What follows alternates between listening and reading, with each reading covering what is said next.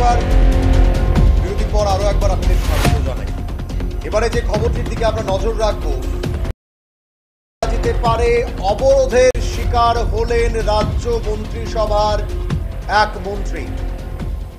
CNG চালকদের সড়ক অবরোধে আটকে পড়েছেন খোদ মন্ত্রী, এবং এরপরেই যদি আমরা দেখি সেখানে অবরোধের জেরে দীর্ঘক্ষণ অপেক্ষা করতে হয়েছে মন্ত্রীকে। খোদ রাজ্য মন্ত্রিসভার একজন মন্ত্রী শুক্লাচরণ নোয়াতিয়াকে দীর্ঘ সড়ক অবরোধের জেরে আটকে থাকতে হলো, এবং উদয়পুর সিএনজি চালকদের সড়ক অবরোধের জেরে যে ভোগান্তির শিকার সিএনজি চালকরা হচ্ছিলেন গত 3 দিন ধরে, তার জেরেই আজকে তারা অবরোধ করে বসেন। এবং অবরোধের ফলে মাতাবাড়িতে যখন তারা পথ অবরোধ করেন, তখন সেখানে আটকে পড়েন মন্ত্রী শুক্লাচরণ নোয়াতিয়া। এদিন সড়ক অবরোধের সময় তারা বারংবার বলছিলেন যে তাদের যে সমস্যা হচ্ছে তা নিয়ে কোনোভাবেই দপ্তর কিংবা সংশ্লিষ্ট কর্তৃপক্ষ শুনতে নারাজ, এবং তারা বাধ্য হয়ে আজকে এই পথ অবরোধ তা করলেন। উদয়পুর সিএনজি চালকদের সড়ক অবরোধ আরো একবার আপনাদেরকে জানিয়ে রাখছি, এই মুহূর্তের বড় খবরের দিকে নজর রাখছি। সিএনজি চালকদের অবরোধের ফলে মাঝ রাস্তায় আটকে পড়েন শুক্লাচরণ নোয়াতিয়া।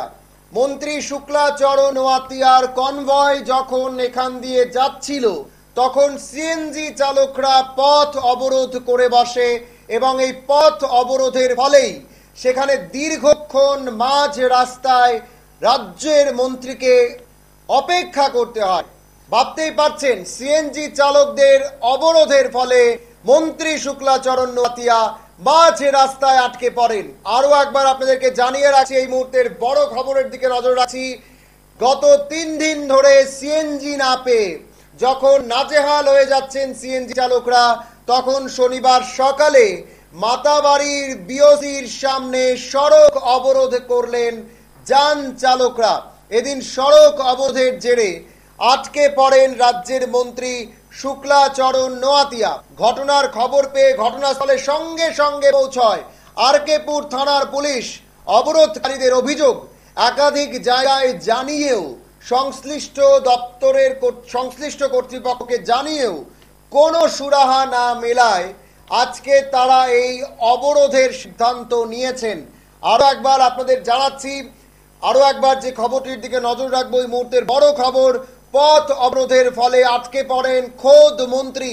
রাজ্য মন্ত্রিসভার সদস্য শুক্লাচরণ নোয়াতিয়া পথ অবরোধের পরে আটকে পড়েন, এবং সেখানে আটকে পড়াতেই উনি দীর্ঘক্ষণ সেখানে অপেক্ষা করেন, যতক্ষণ পর্যন্ত না এই পথ অবরোধ উঠে যায়। 3 দিন ধরে সিএনজি না পাওয়ায় উদয়পুর মাতাবাড়ির পথ অবরোধে বসে সিএনজি চালকরা। বিওসির সামনেই তারা পথ অবরোধ করে বসে, এবং সেখানে আজকে পড়েন রাজ্যের মন্ত্রী শুক্লাচরণ নোয়াতিয়া। আমরা শুনবো যারা সংশ্লিষ্টরা রয়েছেন তারা কি বলছেন এ ব্যাপারে।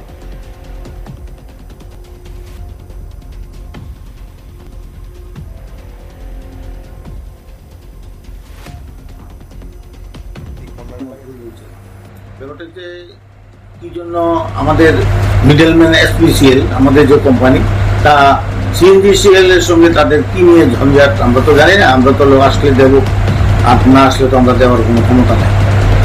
তাই পরশুদিন আমি তাদের কোম্পানির সঙ্গে কথা বলেছিলাম, বললো সিএনজিসিএল বললো যে আপনার সঙ্গে তো কথা বলে লাভ নাই, আমরা এসপিসিএল এর সঙ্গে রেট না টাকা টোকা নিয়ে একটা ঝঞ্ঝাট, আমরা গ্যাস দেবো না। আন্দোলন হলো চৈত্র মাস, এদিকে ঈদ, তারপরে পয়লা বৈশাখ যাবে, ইলেকশন, অনেক ঝঞ্ঝাট।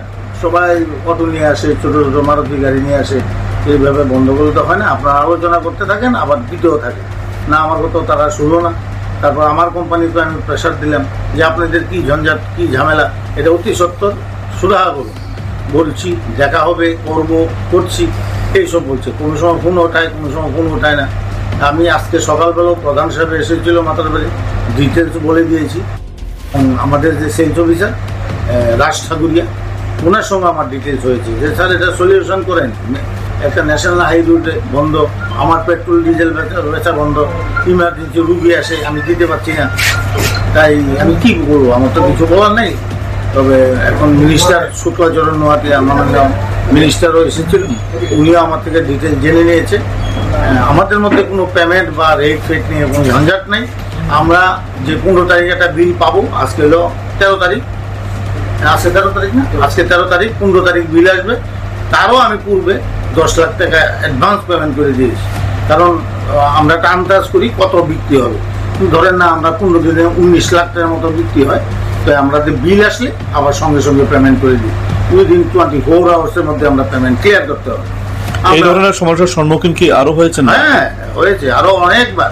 আমি বারবার প্রশাসনকে বলেছি, এদিকে মন্ডলে বলেছি, প্রধানবাবুকে বলেছি, শ্রমিক ভাইদের বলেছি।